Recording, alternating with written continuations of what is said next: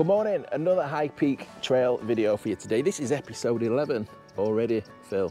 So we're stood here above, is it Hindlow Tunnel that's called? I think it is, yeah. Hindlow Tunnel. If I just spin you around there, you can see. We're picking up some more of the Cromford and High Peak Railway today. So on the last episode, we cleared Hindlow. We cleared the Hindlow incline and we saw the railway disappear off into the quarry, into the Dowlow quarry. And that's where we're picking up this story. Because this video is about the section that's pretty much been lost to the massive quarrying operations in the area. And today we're going to be having a look at the little bits of the railway, the old Cromford and High Peak Railway that's around Hindlow and Dowlow quarry. This railway line that we're stood above at the moment, if I take the camera, you'll hear me talking, or you'll hear us talking today about alignments and the different generations of alignments. Now this is the later London North Western Railway alignment. We're not really that interested in this. What we're really interested in on this one is the original Cromford and High Peak Railway, and we've got some beauties I think that we'll show you. If I just show you down here, that's that railway going off back towards Hindlow. So in that last video, I think we commented that we could see a buffer.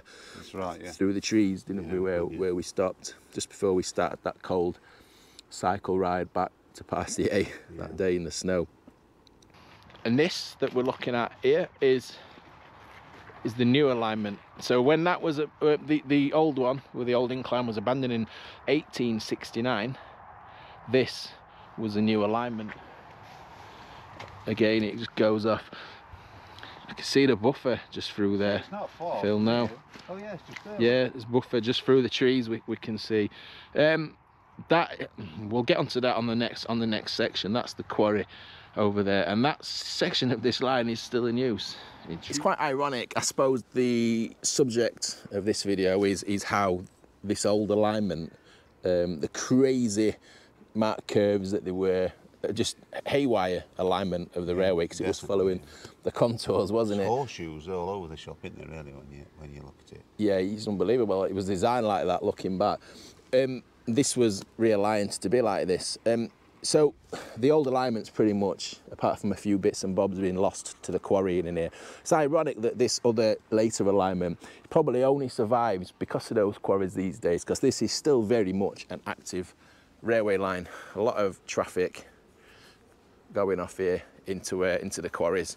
But anyway, let's go and see if we can show you some of the remains from around here. Yeah, so for the purpose of this series, we're going to try and focus. We're not going to ignore that new straight and modern day alignment, but we're going to try and focus on the original Cromford and High Peak Railway. Yeah, this looks to me like this used to be a bridge. Oh yeah. Wasn't it? 100%, yeah. Because look, there's an access gate there. So yeah. On the main straightaway. So this is interesting little feature with falling down an hole. We fetched you to here, and I think this is pretty much the first time the railway becomes visible again after the quarry. We've got here, just look on this old map, look at this triangle. So we're at the tip of the triangle then, aren't we? Just look at the border, the stone wall border, that's it, that's showing you how it used to split. Yeah, definitely. Let's go and have a look. Here you'll see this embankment, look. And this is the original line. It just leaves. You can see there's the signal board there on that new alignment. It left that alignment onto this embankment here, as you'll see from the maps. I keep referring to the maps. And we're just on this side of the triangle, look, aren't we? Yep. So the line goes that way, it swings over now where that modern day railway line is and heads off in that direction. But let's have a look at this triangle. It's bizarre, isn't it? Is it? Not a lot of information on this, and even less information about when it was used, but it's been disused a long time. Is it because possibly when they first were building this, I don't know which one, when they went from, did they drive this way or did they meet in the middle? Can you remember how they did it?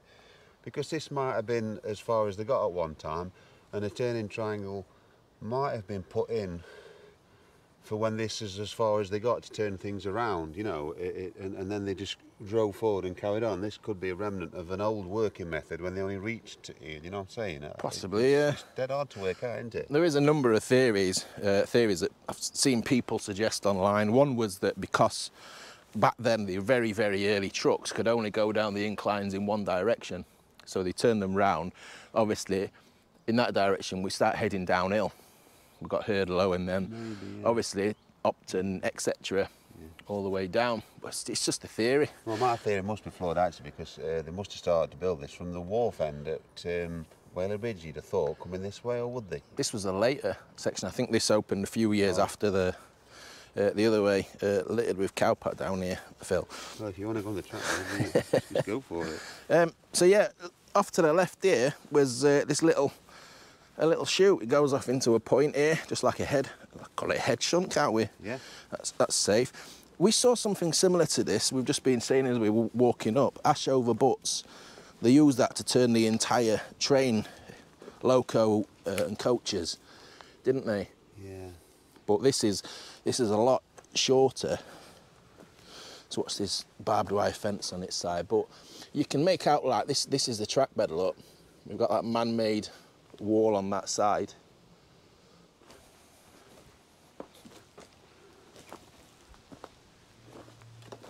That is a tub. Oh, there's a wheel. That's off of a...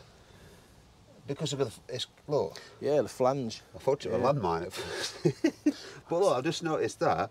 That looks like it's come off for a tub. Tub, yeah. Yeah, because of that. Wow. So yeah, can you believe it? This, amazing. I'll put that there. Not looking back on this one actually, does it? No. So there's your stub, look. So when you look at these things, you have to take into consideration how much of what's at the left, because that'll tell you how much they wanted to do a turn on. You know what I mean? So if it went to there, that's what, 8, 10 trucks. So that'll tell us how the kind of what they was using this turning triangle for. It's not like it's just for one engine to do it. It looks like it's been designed for quite a few trucks to be turned, judging by the, you know, what we've got left just there in front of us. You know, we were just saying on the way down, Phil, I'd love to see some of the old. Yeah. Is this one of them? That's why I was drawn to that. That is, isn't it? It's got because look, it's got a weird going out in the middle, but I don't know how big that hole is. I think it is, yeah. Yeah, it's one of the old. Very fine one, yeah. The old concrete sleepers. Let's have a look. These had the fish belly rails, obviously. There you go. Right from the early. Yeah, 100%. Fantastic. We as well. Tick So that box early. it's always worth tramping through all the cow muck and barbed wire, and this is what you get. There you go. Made my day, that. There's another one there. Look. You can see that's in half, isn't it? Look. Oh yeah. Or they've tried to drill it and it's broken away. Broken in So, half, I mean, it might sit that way, but so yeah. So they probably repurposed a lot of these for dry stone wall. They may have done, and I bet there's quite a lot amongst them for we, you know. But you know, we can find a few, and that's enough, isn't it? But this looks like this could be actually in situ. Yeah. It could Definitely, be. yeah. It's facing the correct way. It's on the alignment. It's going down towards the head shunt. I think that's original seating. We're right on the apex of the triangle, aren't we? Look at this tree in the middle of it. Yeah. So that's heading back to Hindlow that way, and then off that way. Some working area, because you know they've made engineered platforms sort of thing. I wonder if something was going off on that triangle. Because it's raised for a reason, if you ask me. It's a good shout, that, yeah. Yeah, why would they manually raise? There's no need to make that banking, that wall, is there? Yeah, there was something going off on there. God knows what. Fascinating. I think sometimes when things are more of a mystery, they're a little more interesting. Yeah. Just been saying as we were driving up, as nice as it's been following the High Peak Trail and all the touristy bits, I mean, great locations, Middleton Top, don't get me wrong.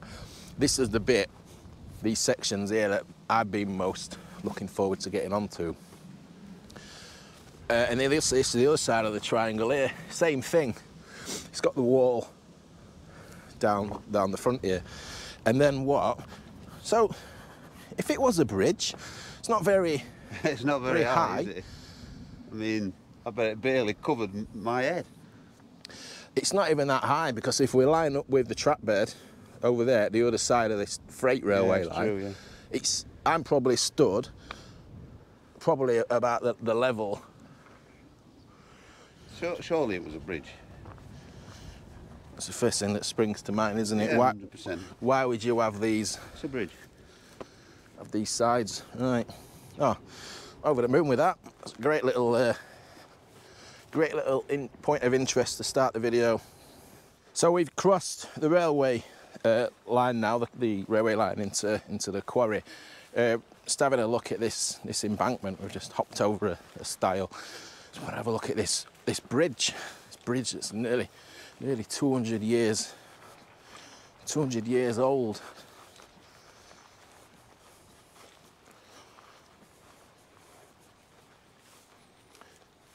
Expecting to see Henry, the other side of there, bricked up. You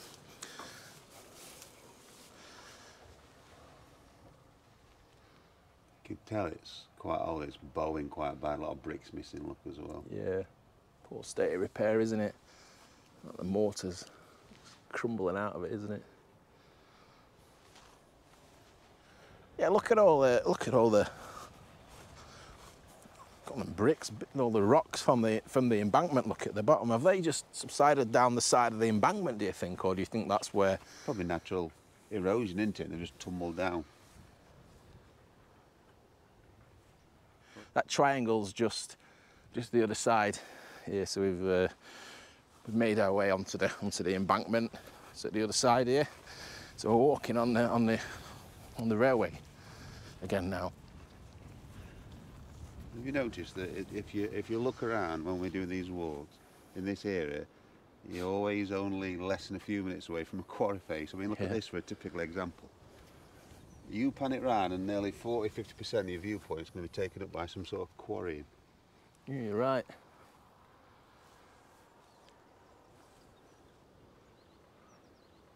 Still walking down the original Cromford and High Peak track bed. We're going into a cut-in. Look, this is used as a footpath, as a farm track as well. Do you remember at the top of that incline on Laston, the former used quite a few sections of that as well, up past the res, above that when it went round. Oh, Hindlow, yeah. Yeah, there was a bit shooting off that the farmers used. This is ripe for a snowing, isn't it? This cutting is, you know. What do you mean, a little bit of shelter? Well, no, if it's snowing, it's going to be, the weather up here gets quite bad, doesn't it? So you're going to end up with a shovel job. So the snow would come in here and you can just imagine it being a snowing and having to bring shovels up and let's get digging, lads. Are you wanting me to dig out that footage of them steam engines stuck in that snow again? Well, they weren't on this stretch, I don't think, but you do notice it a lot when you've got high railways at high altitude. You get if you get a cut in, you know, you're going to get snow in it. Yeah, you can imagine a drift in this one, can't you? Yeah, the drift, that's what I'm getting at, yeah. This, does it turn round? And yeah, the quarry is just there, look. It goes down there and then arcs. It goes round sharply to the left, doesn't it? Yeah. Right, okay. Right, well, yeah, great little section there. Like I say, majority of this lime that we're going to be seeing today past Dowlow and Hindlow has been decimated by modern day quarrying. But these little sections that we can pick up and investigate. So we'll head around and have a look at the next place that we can get to.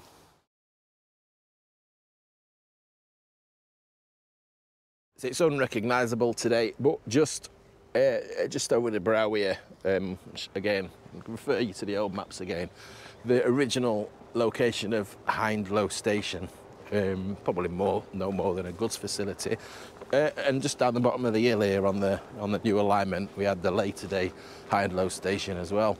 So Hindlow station, just over there, the railway's crossed over the road. There you can see, can't you? You can see. The wall goes up, the level of the wall goes, that's your peak on the railway. The bridge would have gone over, an old stone bridge, and then there's your track bed heading off to what's now Hillhead quarry complex. Great view from up here, isn't it? Look at that. A big quarry in the distance, another quarry further on, just exactly what you were saying, yeah.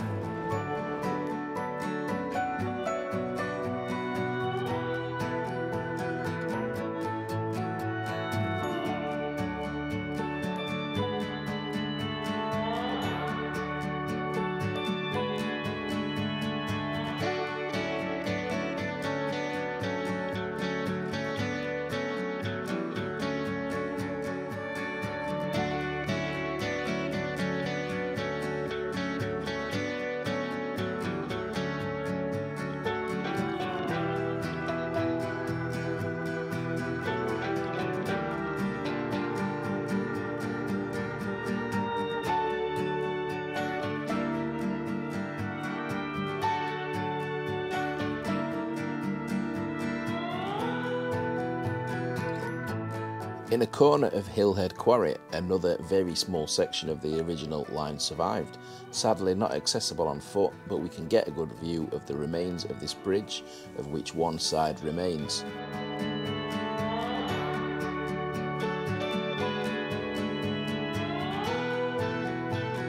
The section of the original line that we have seen today was open until the 1890s, 1894 I believe, when the London North Western Railway built their new more sensible alignment between Buxton and Parsley Hay. At that time, the Cromford and High Peak Railway as a through route between the Cromford Canal and Whaley Bridge was no more. We'll discuss more on this in the next episode, where we look at the connecting line to Harper Hill. I hope you enjoyed this one. We'll see you soon for episode 12, so cheers for watching, take care.